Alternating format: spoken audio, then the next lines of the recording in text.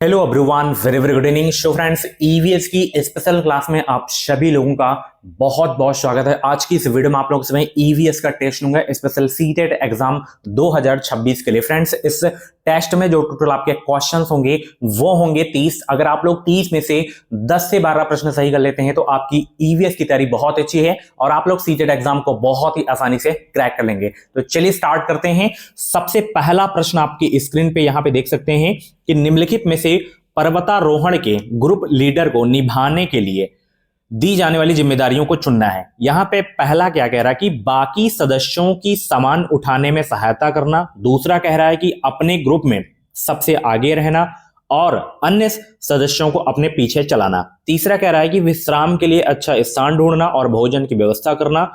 चौथा है जो उचित प्रकार से नहीं चढ़ सकते हैं उन्हें रुकने के लिए कहना। और पांचवा है कि जो साथी बीमार हो उनका ध्यान रखना। तो बताइए निम्नलिखित में से पर्वतारोहण के ग्रुप लीडर को निभाने के लिए दी जाने वाली जिम्मेदारियां कौन कौन सी होती हैं।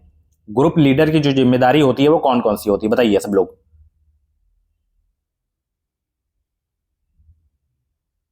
गुड इवनिंग सभी को। सीटेट एग्जाम को अगर आपको क्वालिफाई करना है तो अभी कभी इस चैनल को आप लोग सब्सक्राइब कर लीजिए, साथ ही बेल आइकन को ऑल पे प्रेस कर लीजिए ताकि जो भी क्लासेस आए, अपडेट आए, उनका नोटिफिकेशन आपको समय समय से मिलता रहे। तो देखिए, जो ग्रुप लीडर की जो जिम्मेदारी रहती है वो रहती है बाकी सदस्यों की सामान उठाने में सहायता करना और विश्राम के लिए अच्छा स्थान ढूंढना और भोजन की व्यवस्था करना और जो साथी बीमार हो उसका ध्यान रखना। ठीक है, तो ACE यानी कि ऑप्शन दूसरा आपका बिल्कुल करेक्ट हो जाएगा। चलिए अगला प्रश्न यहां पे देख सकते हो। कक्षा 5 की पाठ्य पुस्तक में गोलकोंडा के किले का मानचित्र छपा। इस मानचित्र के निचले दाहिने भाग पर एक पैमाना दिया गया है, नीचे जो दिया गया है यहां पे पैमाना 1 सेंटीमीटर बराबर 110 मीटर दिया गया है। तो यहां पे प्रश्न है कि किसी छात्र ने इस मानचित्र पर फतेह दरवाजा और जमाली दरवाजा के बीच की दूरी जो है 9.8 सेंटीमीटर मापी। इस माप के आधार पर इन दोनों स्थानों के बीच की वास्तविक दूरी होनी चाहिए कितनी, बताइए कितनी होनी चाहिए। यहां पे 1 सेंटीमीटर बराबर 110 मीटर दिया गया है और दूरी यहां पे कितनी है 9.8। मल्टीप्लाई कर दीजिए, यहां पे निकल के आएगा 1.078। ठीक है, तो ऑप्शन कौन सा होगा, तीसरा वाला सही हो जाएगा। ठीक है, चलिए सिंपल सा क्वेश्चन है। अगला प्रश्न, निम्नलिखित में से सही कथन चुनिए आप लोग। सही कथन कौन सा इसमें, चलिए बहुत अच्छे। गोवा और पुदुचेरी दोनों अरब सागर के तटवर्ती हैं। गोवा और पुदुचेरी दोनों बंगाल की खाड़ी के तटवर्ती हैं। गोवा बंगाल की खाड़ी का तटवर्ती है जबकि पुदुचेरी अरब सागर का तटवर्ती है। पुदुचेरी बंगाल की खाड़ी का तटवर्ती है जबकि गोवा अरब सागर का तटवर्ती है। बताइए इसका करेक्ट आंसर क्या होगा। बहुत अच्छे, वीडियो को लाइक शेयर जरूर कर देना। तो इसमें केवल आपका सही ये वाला कि यहां पे देख सकते हैं कि पुदुचेरी बंगाल की खाड़ी का तटवर्ती है जबकि गोवा अरब सागर का तटवर्ती है। यही आपका बिल्कुल सही हो जाएगा। ठीक है, चलिए अगला प्रश्न आपकी स्क्रीन पे। लिंग संबंधी विषयों से संबंधित गलत धारणा की पहचान करना है आपको। बताइए, यह व्यक्ति के लिंग से संबंधित नहीं है, यह महिलाओं के विषयों से संबंधित है, यह एक सामाजिक ढांचा है, यह प्रकृति में गतिशील है। बताइए करेक्ट आंसर कौन सा हो जाएगा। लिंग संबंधी विषयों से संबंधित गलत धारणा की पहचान कीजिए। ये वाला आपका गलत है कि यह महिलाओं के विषयों से संबंधित है। ठीक है, दूसरा ऑप्शन बिल्कुल करेक्ट हो जाएगा। चलिए अगला प्रश्न आपकी स्क्रीन पे। निम्नलिखित में से भारत के राज्यों के किस समूह में तेल क्षेत्र हैं। बताइए तेल क्षेत्र वाले राज्य कौन कौन से हैं। और भी क्लासेस अगर आप लोगों को देखनी है तो आप प्लेलिस्ट में जाके देख सकते हैं। चलिए बहुत अच्छे, सभी लोग हर प्रश्न का जवाब कमेंट बॉक्स में जरूर दिया करें। तो तेल क्षेत्र वाले जो समूह हैं असम, गुजरात, महाराष्ट्र, आंध्र प्रदेश, पहला ऑप्शन बिल्कुल आपका करेक्ट हो जाएगा। अगला प्रश्न आपकी स्क्रीन पे, घरों के विषय में निम्नलिखित कथनों या वर्णनों पर विचार करना है आपको। चलिए पहला यहां पे देख सकते हैं कि लेह में 2 मंजिले समतल छतों के मकान होते हैं, निचली मंजिल पर जानवरों और आवश्यक वस्तुओं को रखा जाता है। दूसरा कह रहा है कि हिमाचल प्रदेश में घर बांस के खंभों पर बनाए जाते हैं। तीसरा कह रहा है कि राजस्थान के गांव के लोग कटीले झाड़ियों की छतों वाले मिट्टी के घरों में रहते हैं। चौथा कह रहा है कि श्रीनगर के अधिकतर लोग हाउस बोटों में रहते हैं। बताइए इसमें कौन कौन सा सही हो जाएगा। बहुत अच्छे भाई,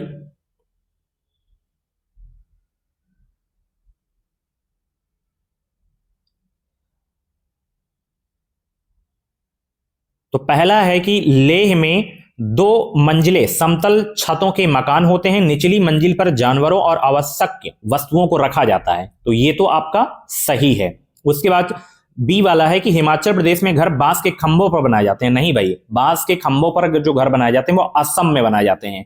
उसके बाद यहाँ पे क्या कह रहा है कि राजस्थान के गांव के लोग कटीली झाड़ियों की जो है छतों वाले मिट्टी के घरों में रहते हैं। मिट्टी के घर रहते हैं, बट यहाँ पे सही नहीं होगा, केवल ये वाला सही होगा कि श्रीनगर यानी कि जम्मू कश्मीर के अधिकतर लोग जो रहते हैं हाउस बोटे में रहते हैं। ठीक है, देखिए यहाँ पे ऑप्शन के हिसाब से देखें तो ए और सी सही होगा, बट यहाँ पे ये वाला भी आपका सही है। ठीक है, ये वाला भी सही है, बट ए सी यहाँ पे हम मानेंगे केवल। ठीक है, सी वाला भी यहाँ पे सही है कि राजस्थान के गांव के लोग जो है कटीली झाड़ियों के छतों वाले मिट्टी के घरों में रहते हैं। ठीक है, चलिए अगला प्रश्न यहाँ पे देख सकते हो कि ग्रीष्म ओलंपिक 2000 में वेट लिफ्टिंग के खेल में मेडल जीतने वाली प्रथम भारतीय महिला कौन थी? बताइए, प्रथम भारतीय महिला का नाम आपको बताना है, तो उनका नाम है कर्णम मल्लेश्वरी। ऑप्शन यहाँ पे चौथा आपका बिल्कुल करेक्ट हो जाएगा। चलिए बहुत अच्छे। यहाँ पे ब्रॉन्ज यानी कि कांसा के विषय में निम्नलिखित कथनों पर विचार करना है। बताइए कांसा के बारे में यहाँ पे कौन कौन से कथन सही हैं। पहला कथन है कि आदिवासी लोग हजारों साल पहले ये ब्रॉन्ज का उपयोग करते रहे। दूसरा कह रहा है कि ब्रॉन्ज का रंग चमकीला पीला होता है। तीसरा कह रहा है कि ब्रॉन्ज को कॉपर और जिंक के मिश्रण को पिघलाकर बनाया जाता है। चौथा कह रहा है कि ब्रॉन्ज को बनाने में उपयोग किए जाने वाले तत्व गहरी खानों से प्राप्त किए जाते हैं। बताइए इसका करेक्ट आंसर क्या होगा। केवल इसमें डी वाला सही होगा और ए वाला सही होगा। ठीक है, ए डी आपका सही होगा, तो तीसरा ऑप्शन यहां पे आपका सही हो जाएगा, तीसरा वाला। ठीक है, चलिए अगला प्रश्न आपकी स्क्रीन पे है। परिवार के संदर्भ में निम्नलिखित में से कौन सा कथन यहां पे सत्य है? बताइए, परिवार के बारे में आपको बताना है कि कौन सा कथन सत्य है। एक परिवार में केवल रक्त संबंधित व्यक्ति हो सकते हैं। दत्तक बच्चों को परिवार का सदस्य नहीं कहा जा सकता। केवल एक अभिभावक के साथ रहने वाले बच्चे परिवार नहीं कहे जा सकते। एक आदर्श परिवार का जो है विभिन्न व्यक्तियों के लिए भिन्न अर्थ हो सकता है। तो यहां पे यही केवल आपका सही होगा, चौथा वाला। ठीक है, अगला प्रश्न आपकी स्क्रीन पे है कि नए काम की तलाश में लोगों का मौसमी आवागमन कहलाता है क्या? विस्थापन, ऋतु प्रवास, आप्रवास या खानाबदोशी? नए काम की तलाश में लोगों का मौसमी आवागमन कहलाता है क्या? ऋतु प्रवास कहलाता है। ठीक है, यहां पे ऑप्शन आपका जो है दूसरा बिल्कुल करेक्ट हो जाएगा। ठीक है, चलिए अगला प्रश्न आपकी स्क्रीन पे आ गया है। ये एक पहेली है, इसको सॉल्व करना है। क्या है कि रंग सलेटी पंजे गुलाबी, गुटुरगू करता हूं, दिन भर शोर मचाता हूं, घरों में अपना घर बनाता हूं, बोलो क्या कहलाता हूं? इसका हल बताना है। वो कौन सी चिड़िया है? फाख्ता, कोयल, कबूतर, बसंत गौरी?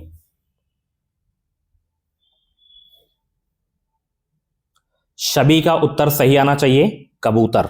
ठीक है, चलिए बहुत अच्छे। अगला प्रश्न आपकी स्क्रीन पे, मधुमक्खियों और उनके छत्तों के विषय में निम्नलिखित कथनों पर विचार कीजिए। चलिए बताइए, इससे हर वर्ष सीटेट में क्वेश्चन पूछा जाता है। बताइए इसका करेक्ट आंसर क्या हो जाएगा।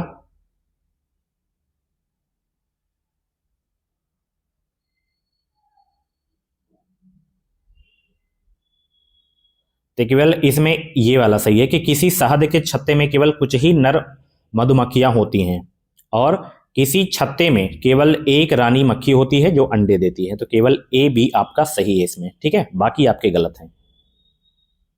निम्नलिखित में से कौन सा खेल कूद का लक्ष्य नहीं है? जीतना या संरचनात्मक सामाजिक क्षमताएं, मानसिक सतर्कता या भावनात्मक परिपक्वता? बताइए निम्नलिखित में से कौन सा खेल कूद का लक्ष्य नहीं? इसमें जीतना नहीं है खेल कूद का लक्ष्य। ठीक है, ये पहला ऑप्शन बिल्कुल करेक्ट हो जाएगा। अगला प्रश्न आपकी स्क्रीन पे, पृथ्वी पर उपलब्ध ताजे जल का प्रतिशत कितना है? बताइए भाई।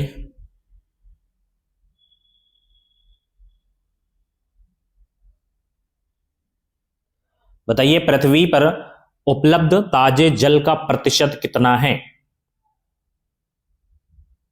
2.7%। ठीक है, तीसरा ऑप्शन बिल्कुल आपका करेक्ट हो जाएगा। अगला प्रश्न आपकी स्क्रीन पे कि बीन तथा तुम्बा जैसे वाद्य यंत्र किस सूखी चीज से बनाए जाते हैं? लौकी, कद्दू, कटहल या हाथी चक, जिसे वंजरांगी भी बोला जाता है।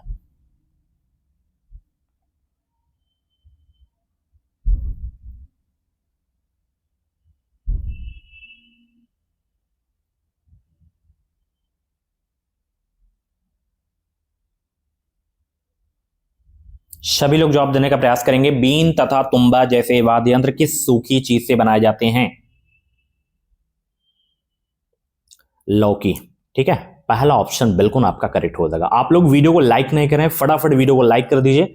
सीखने के रूप में आकलन के लिए अवसर प्रदान करता है। आत्म प्रतिबिंब, सहकर्मी आकलन, योगात्मक आकलन, रचनात्मक प्रतिपुष्टि। बताइए इसका करेक्ट आंसर क्या होगा?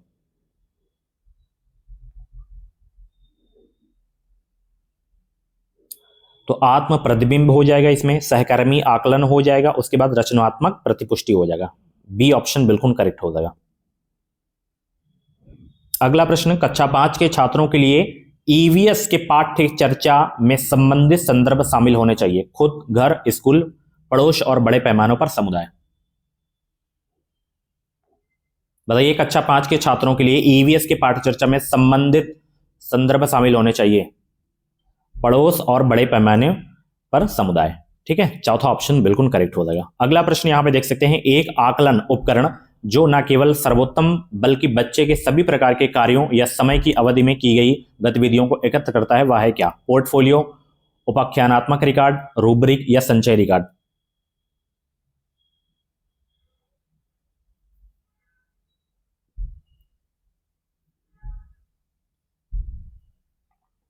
उसे कहते हैं पोर्टफोलियो कहते हैं, जिसमें बच्चों का डाटा रखा जाता है। ठीक है, चलिए, ईवीएस को एक एकीकृत विषय के रूप में देखा जाता है क्योंकि क्या कारण है? बताइए।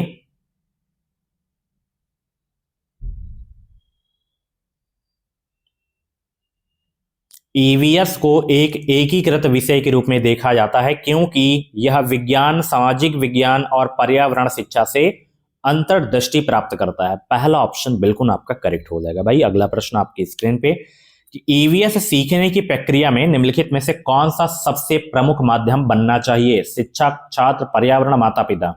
बताइए सब लोग, ईवीएस सीखने की प्रक्रिया में निम्नलिखित में से कौन सा सबसे प्रमुख माध्यम बनना चाहिए?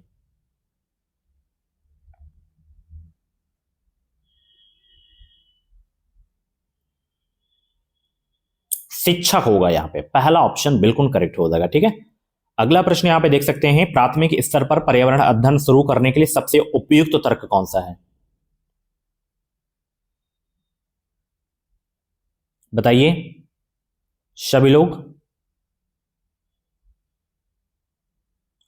प्राथमिक स्तर पर पर्यावरण अध्ययन शुरू करने के लिए सबसे उपयुक्त तर्क कौन सा है? ये वाला, विभिन्न प्रदूषण समस्याओं को हल करने के लिए पर्यावरण पर अध्ययन करें। ठीक है, अगला प्रश्न यहां पे देख सकते हैं, थीम पौधों को पढ़ाने के बाद मीना ने विद्यार्थियों के लिए पार्क के भ्रमण का संचालन किया।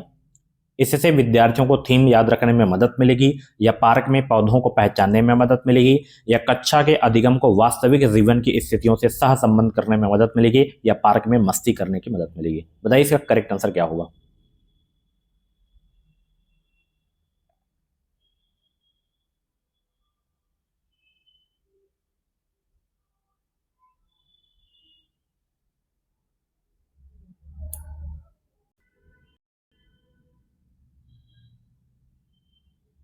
सभी लोग जवाब देने का प्रयास करेंगे। तो यहां पे तीसरा ऑप्शन बिल्कुल सही होगा कि कक्षा के अधिगम को वास्तविक जीवन की स्थितियों से सह संबंध करने में मदद मिलेगी।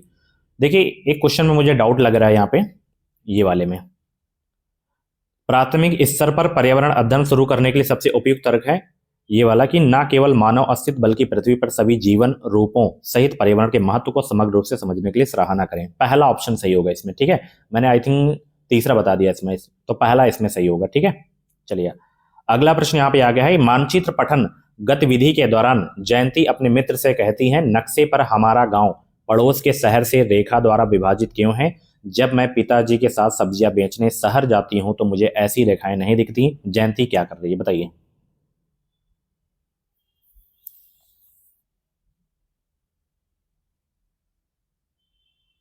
इसमें बी डी वाला आपका सही होगा, यानी कि कक्षा कक्ष गतिविधि उच्च स्तरीय चिंतन का प्रयोग और अवलोकन पर चिंतन कर तर्क का प्रयोग करना। ठीक है, अगला प्रश्न यहाँ पे दुर्गा रानी से कहती है पूर्णिमा पर चांद माँ की बनाई हुई रोटी जैसा गोल होता है। कबीर कहता है नहीं, यह तेल में तली पूड़ी जैसा होता है। रणवीर कहता है नहीं, तुम दोनों गलत हो, यह तो मैंने आकाश में फुटबॉल उछाली है। इन बच्चों द्वारा की गई व्याख्या निम्नलिखित में से किस उद्देश्य के विकास को सूचित करती है?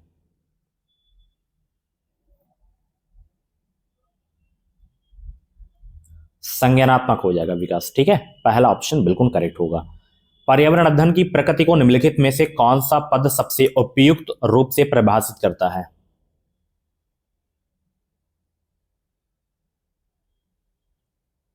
अनुभवजन्य हो जाएगा। ठीक है, चौथा ऑप्शन बिल्कुल करेक्ट हो जाएगा। जया को आज बहुत भूख लगी थी, उसने अपना टिफिन खत्म किया और उसका पेट भर गया। उसके शिक्षक आज मिठाई के पैकेट बांटने के लिए लाए थे क्योंकि आज स्कूल का स्थापना दिवस था। जैसे ही जया ने मिठाई देखी उसके मुंह में पानी आ गया। निम्नलिखित में से कौन सा पद इस प्रक्रिया का सही वर्णन करता है?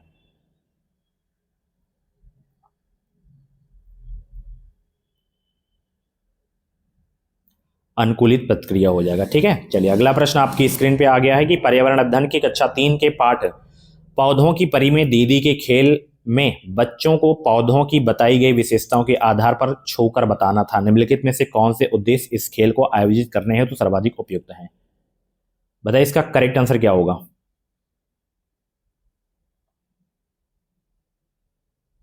चलिए बहुत अच्छे, तो इसमें केवल बी वाला सही होगा और सी वाला सही होगा। ठीक है, बी सी आपका सही हो जाएगा। चलिए अगला प्रश्न आपकी स्क्रीन पे यहाँ पे सही कथनों को चुनिए। आप लोग सही कथनों को चुनिए। एनसीएफ 2005 कक्षा 1 से 3 तक ईवीएस के शिक्षण को निर्धारित करता है। कक्षा 1 से 2 के लिए कोई पाठ्य पुस्तक निर्धारित नहीं की गई है जिससे कि विद्यार्थियों को संदर्भित अधिगम वातावरण दिया जा सके। तीसरा कह रहा है कि कक्षा 1-2 में ईवीएस विज्ञान सामाजिक विज्ञान के द्वारा पढ़ाई जाती है। चौथा कह रहा है कि ईवीएस वह विषय है जो कि केवल 4 से 5 कक्षाओं को पढ़ाया जाता है।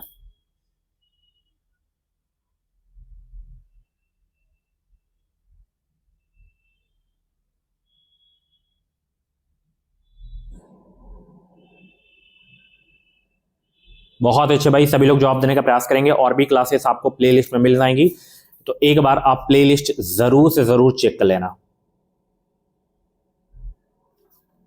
तो इसमें केवल आपका जो सही है डियर, केवल ये वाला सही है। ठीक है, बाकी सब गलत हैं, केवल बी तीसरा ऑप्शन सही हो जाएगा।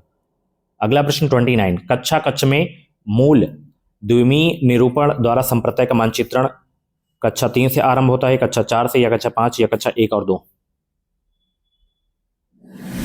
बहुत अच्छे, तो ये कक्षा 3 से आरंभ होता है। पहला ऑप्शन आपका बिल्कुल करेक्ट हो जाएगा। ठीक है, लास्ट क्वेश्चन आपकी स्क्रीन पे विषय परिवार एवं मित्र के पौधों एवं जीवों को जानते बूझते सम्मिलित किया गया है जिससे कि इस पर विशेष बल दिया जा सके कि मानव का उनके साथ कैसा प्रगाढ़ संबंध है। दूसरा कह रहा है कि उन्हें एक समग्र एवं समाकलित वैज्ञानिक और सामाजिक परिप्रेक्ष्य प्रदान किया जा सके। तीसरा कह रहा है कि उन्हें सामाजिक एवं सांस्कृतिक संदर्भ में अवस्थित किया जा सके। चौथा कह रहा है कि विद्यार्थियों को पौधों और जीवों में विभेदन करने की योग्यता दी जा सके। बताइए इसका करेक्ट आंसर क्या होगा? डी को छोड़कर सब आपके सही हैं। ठीक है, तो ये थी आज की एक छोटी सी क्लास ईवीएस की। कितने प्रश्न आपके सही हुए कमेंट बॉक्स में अपना रियल स्कोर जरूर बताना। Thank you so much, bye bye, take care.